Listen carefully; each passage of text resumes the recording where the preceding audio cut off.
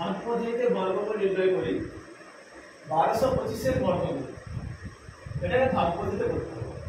ভাগ পদ্ধতিতে বর্গমূল নির্ণয় করতে গিয়ে কি করতে হয়, যে সংখ্যাটা দেওয়া থাকে, এখানে 1225 দেওয়া আছে, তো 1225 লিখলাম, লিখে ডান দিক থেকে সংখ্যার জোড়া বানাতে হবে। মানে এইটা একটা জোড়া আর এইটা একটা জোড়া। একে এবার কি করবো, ভাগ পদ্ধতিতে বর্গমূল নির্ণয় করবো।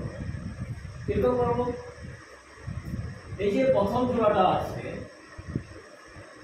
এখানে এমন একটা সংখ্যা বসাবো যে সংখ্যার বর্গ,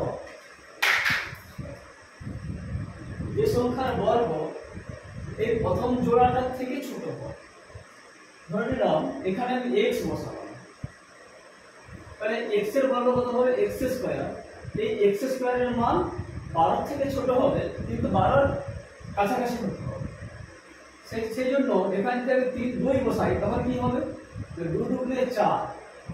আবার যদি 3 বসাই কি হবে, 3 3 9। আবার যদি 4 বসাই কি হবে, 4 4 16। এই 16 12 চেয়ে বড় হয়ে গেল, তারপরে 4 বসাবো।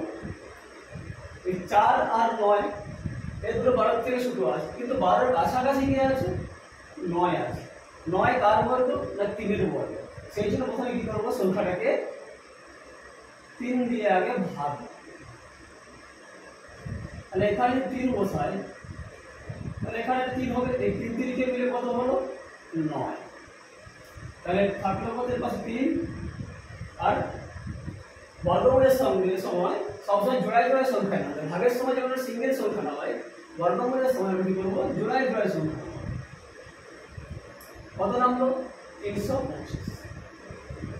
এইবার এখানে কত পেলাম, ভাগ করতে গিয়ে 3 পেলাম। এই 3 এর ডবল কত হবে, 6। এখানে হবে 3 এর ডবল 6। এবারে এটাকে এমন একটা সংখ্যা বসাতে হবে যেন এই সংখ্যার সঙ্গে সমান হয়। মানে এমন একটা সংখ্যা বসাবো, ধরে নাও এখানে একটা x বসাবো। এবার এই 6x কে আমি যদি x দিয়ে গুণ করি, এখানে হতে হবে 325। ঠিক আছে, এবার x এর মান কত হবে সেটা আবার ধরতে হবে। লাস্টে 5 আছে, এখানে দেখতে পাচ্ছি 5 থাকে, চোখ বন্ধ করে একমাত্র 5 এর স্কয়ারে লাস্টে 5 থাকে। তাহলে আমি x এর জায়গায় চোখ বন্ধ করে 5 বসাতে পারবো। তাহলে 5। এখন দেখবো এই 65 কে 5 দিয়ে গুণ করে 325 হয়।